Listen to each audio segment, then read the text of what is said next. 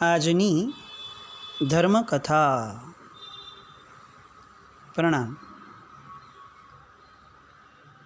એક સાધ્વીજી ભગવંત. આ શ્રેણીમાં આપણે બહુ રિસન્ટલી થયેલા સાધ્વીજી ભગવંતો અને એમણે એમના જીવનમાં આદરેલો પ્રચંડ પુરુષાર્થ, આપણે એમ કહી દઈએ કે ભલભલા ભૂપાળોને પણ ભૂ પાઈ દે એવો આ પુરુષાર્થ, ભલભલા મર્દની મર્દાનગીને પણ સામે ચડીને ટક્કર આપે એવો આ પુરુષાર્થ. અને આવા અનેક સાધ્વીજી ભગવંતો આજે પણ આપણી વચ્ચે વિદ્યમાન. એ ભગવતી સાધ્વીજી ભગવંતોની અનહદ અનુમોદનાની ધારાને સંવેદવાનો આ પ્રયાસ. એક સાધ્વીજી ભગવંત. જે દિવસે દીક્ષા થઈ એ જ દિવસે આંખની રોશની અચાનકથી વિદાય થઈ, બ્લાઇન્ડ થઈ ગયા. આ ઘટના આપણી નજર સામે બની હોય. એમ નથી કહેતો કે આપણી હારે થઈ હોય, હું એમ કહું છું કે આપણી નજર સામે આ ઘટના બની હોય. આપણો વિચાર શું હશે, આપણી માન્યતા શું હશે? આમણે તો પોતે આ અનુભવ્યું અને તેમ છતાં પણ એક શૂરવીરને છાજે એવું જીવન જીવ્યા. દીક્ષાના દિવસથી જ મીઠાઈનો ત્યાગ આજીવન, લીલોતરીનો ત્યાગ આજીવન, દૂધ અને ઘીનો મૂળથી ત્યાગ આજીવન. વર્ષિતપ, સિદ્ધિતપ, 16 ઉપવાસ, સળંગ, 7 અઠ્ઠાઈ આવી બધી તપશ્ચર્યાઓ એમણે જીવનમાં આદરી. ઉપદેશમાળા ગ્રંથ આખો ને આખો કંઠસ્થ કર્યો. વાંચી શકતા ન હતા, સાંભળીને. પોતાનું પાણી બોરવા માટે પોતે જવાનું. પ્રશ્ન થાય, પોતાને દેખાતું નથી, કઈ રીતે જાય? તો કે બીજા સાધ્વીજી ભગવંતને વિનંતી કરે કે મારો હાથ પકડજો અને જરા મને લઈ જાઓ, પણ વોરીશ હું. આવી સાધના. જરાક મુશ્કેલીઓ આવી જાય અને થાકીને હારી જનારા આપણે, નાની અમથી ઘટના બને અને ધર્મ પરથી શ્રદ્ધા ઉડાડી દેનારા આપણને ક્યારે સમજાશે કે આ જીવન આવી બધી સાધનાઓ માટે મળ્યું છે? આપણને ક્યારે સમજાશે કે એક સાધુ સાધ્વીજી ભગવંતો એ આવી કેટલીય છુપી સાધનાઓના માલિક છે? બેફામ સાધુ સાધ્વીજી ભગવંતોની નિંદા કરનારા આપણે, અંદરમાં ડોક્યું કરીને જોવાનો પ્રયત્ન પણ ન કરીએ એવા નિષ્ઠુર આપણે, નિર્ધ્વંસ પરિણામી આપણે. આ એક દ્રષ્ટાંતો એ આપણા આ નિર્ધ્વંસ પરિણામને કંઈક અંશે સુવાળો બનાવવા પ્રયત્ન કરે, સંવેદનશીલ બનાવવા પ્રયત્ન કરે એનો આયામ છે. એક સાધ્વીજી ભગવંત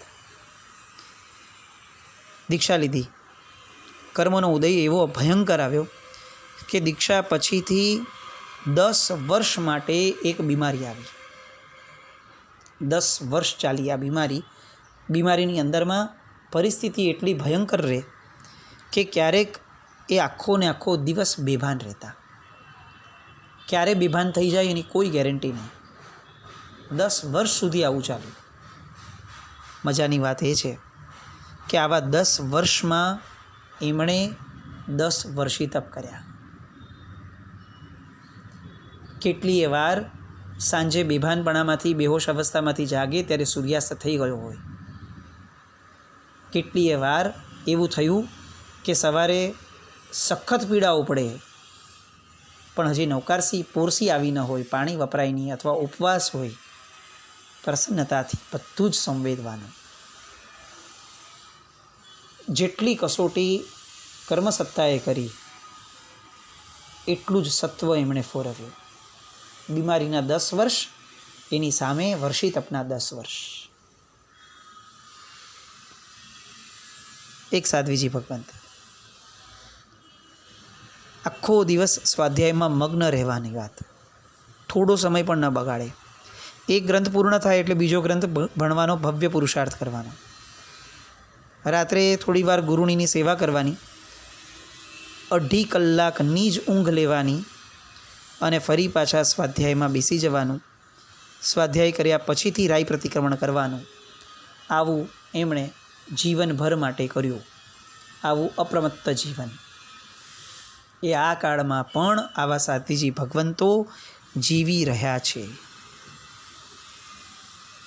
એક સાધ્વીજી ભગવંત 105, 106 અને 107 આ ત્રણ ઓળીઓ એમણે એક દ્રવ્યથી કરી. એક સાધ્વીજી ભગવંત 20 વર્ષી તપ કર્યા જીવનમાં. 108 આંબિલની ઓળી પૂર્ણ કરીને બીજી વાર પાયો નાખ્યો અને 19 આંબિલની ઓળી કરી. આ તમામ આંબિલો એટલે કે 108 આંબિલની ઓળી પ્લસ એમણે જે બીજી ઓળી કરી પાયો નાખીને, આ તમામ આંબિલમાં એમનો નિયમ એ કે આંબિલ 7 મિનિટમાં પૂરું કરી લેવા. 7 ભયને જીતવા માટેનો એમનો આ પ્રચંડ પુરુષાર્થ. 7 મિનિટના આંબિલમાં એ શું વાપરતા હશે? અને આ 7 મિનિટ ઉપર એમણે 108 આવી ઓળીઓ પ્લસ પાયો નાખીને બીજી 19 ઓળીઓ આજે પણ એ સાધ્વીજી ભગવાન જીવી રહ્યા છે.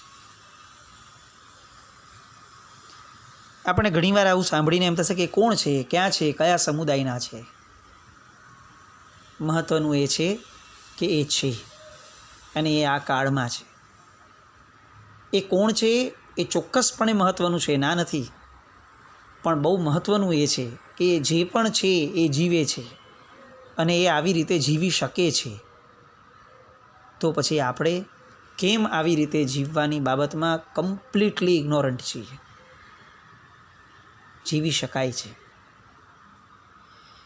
એક સાધ્વીજી ભગવંત આ જીવન 5 વિગયનો ત્યાગ, મૂળથી લીલોતરી અને ફળનો આ જીવન ત્યાગ, કાયમ પુરીમુઢના પારણે એકાસણું કરવાનું, રોટલી અને દાળ ભેગા કરીને વાપરવાના, 1 કલાક સુધી રોટલી અને દાળને પલાળીને રાખવાના અને 5 જ મિનિટમાં એકાસણું કરીને ઊભું થઈ જવાનું. આવો એમને નિયમ. ફરી એકવાર, રોટલી અને દાળ ભેગા કરીને 1 કલાક સુધી પલાળીને રાખવાના અને જેવા વાપરવા બેસે 5મી 6ઠી મિનિટે એકાસણું કરીને ઊભા થઈ જવાનું. આવો એમને નિયમ. એક સાધ્વીજી ભગવંત પગની અંદર 5 વાર ઓપરેશન થયું. ઘૂંટણની તકલીફ, બીજી આગળ પાછળ તકલીફો, 5 વાર ઓપરેશન થયું. વિહાર કરીને શત્રુંજય જવાનું થયું અને શત્રુંજય પછીથી તો એટલું બધું પ્રિય થઈ ગયું, એમણે આ 5 વારના ઓપરેશન પછી 17 વાર ગિરિરાજની 99 યાત્રા કરી. આનાથી એડિશનલમાં હજી પણ આમ આપણને એમ લાગે કે આપણે કઈ રીતે આ વિશ્વાસ રાખવો, એવી જબરદસ્ત એમની સાધના. એટલે 24 છઠ પૂર્વકની 7 યાત્રા એમણે 111 વાર કરી. 5 વાર પગના ઓપરેશન થયા પછીની આ વાતો છે. એક સાધ્વીજી ભગવંત કોઈ કારણસર ચપ્પુનો ઉપયોગ કરવાનો થયો ત્યારે શરત ચૂકતી ચપ્પુ વાગવાથી લોહી નીકળ્યું. લોહી તો અટકી ગયું, પણ એ જે વેદના છે એ વેદનાએ એમને મનમાં એવો ભાવ અપાવ્યો કે જો એકવાર ચપ્પુ અડી જાય છે ને આટલું લોહી નીકળે છે તો આ જે એકેન્દ્રિય જીવો છે શાકભાજીના, એ લોકોને રોજ ચપ્પુ લાગતું હશે, એમને કેવી વેદના થતી હશે. ત્યાં ને ત્યાં આ જીવન લીલોતરી અને ફ્રૂટનો ત્યાગ કર્યો. જિંદગીના છેલ્લા શ્વાસ સુધી એમણે ચપ્પુ દ્વારા જેટલી વસ્તુઓ બને એવી તમામ વસ્તુઓનો ત્યાગ કર્યો. આપણે કયા શબ્દો ખબર નહીં, એમ લાગે કે શું કરવું, શું વિચારવું, અહીંયા અટકી જવું કે હજી આવું વિચારી રાખવું, કયા દ્રષ્ટાંતે આપણે અટકશું.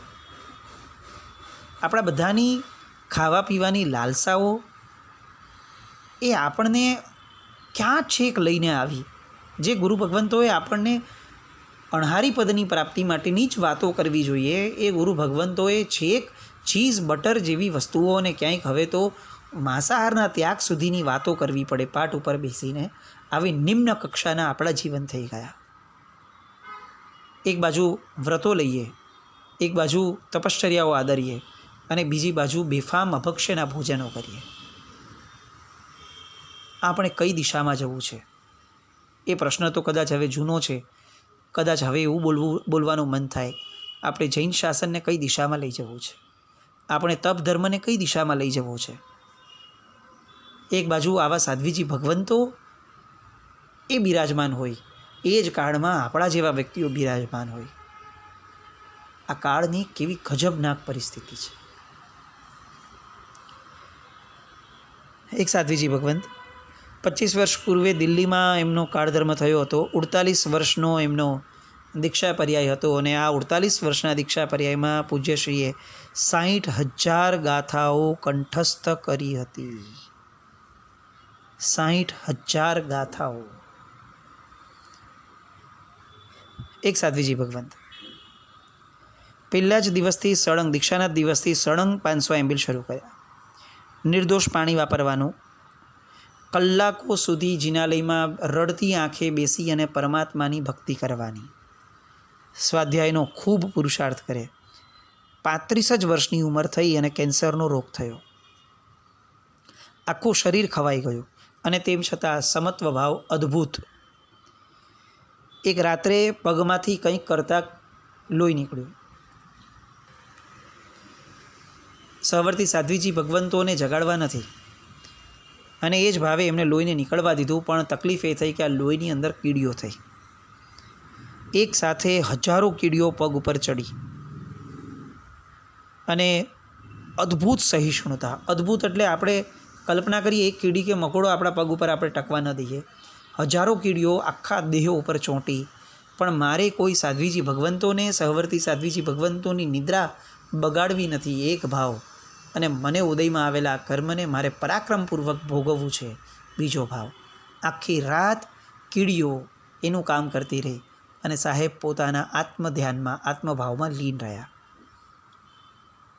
બહુ જ નાની ઉંમર, 50 પણ પૂરા ન થયા અને પૂજ્ય સાધ્વીજી ભગવંત અદ્ભુત સાધના કરી અને એમણે ભવ્ય સમાધિ મરણ પ્રાપ્ત કર્યું.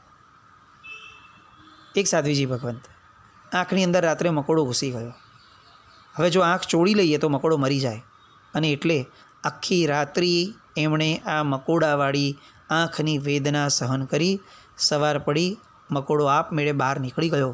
પણ એ બહાર નીકળતા કેટલું લોહી આંખમાંથી કાઢીને ગયો, પણ આંખમાંથી લોહી નીકળ્યું, આંખમાંથી એક આંસુનું ટીપું ન નીકળ્યું. કર્મગ્રંથ, કર્મની વાતો, કર્મનો સિદ્ધાંત વર્ધમાન સ્વામી ભગવાનનો જે આ સાધ્વીજી ભગવંતો જીવીને ગયા છે અને જીવી રહ્યા છે, એ જ સિદ્ધાંતો આપણને પણ મળ્યા. અફસોસ, આપણે ફક્ત બોલવા અને સાંભળવામાંથી બહાર જ નથી આવી શકતા. આપણને કેટલુંય બોલવું છે જૈન શાસનનું, કેટલુંય સાંભળવું છે જૈન શાસનનું, જીવવું નથી. એક સાધ્વીજી ભગવંત 36 કરોડ નૌકારના દિવ્ય આરાધક. જીવનભર માટે ફક્ત 2.5 કલાકની નિંદ્રાનો નિયમ. દેરાસરમાં રોજ 10 સ્તવન બોલવાના અને કમસે કમ 30 દિવસ સુધી સળંગ એક પણ સ્તવન રિપીટ ન થવું જોઈએ, આવો નિયમ. શું જબરદસ્ત! એક પછી એક સાધ્વીજી ભગવંતોની ધારા આપણને ખરેખર એવું લાગવા લાગે કે આ સાધ્વીજી ભગવંતો, એક સાધ્વીજી ભગવંતો એ આપણી માટે ભગવાન સમા છે. એક સાધ્વીજી ભગવંત 95 વર્ષની ઉંમરના, 50 વર્ષથી અખંડ પૂરી મુઠ્ઠના એકાસણા એમને ચાલુ. એક સાધ્વીજી ભગવંત 100મી ઓળીનું પારણું ચાલુ વિહારમાં 28 કરીને કર્યું. 229 છઠ કર્યા છે જીવનમાં, 108 સળંગ અઠ્ઠમ ચાલુ છે આજે પણ. 30 વર્ષનો દીક્ષા પર્યાય છે અને અત્યારે એમણે 51 ઉપવાસ પણ કર્યા છે.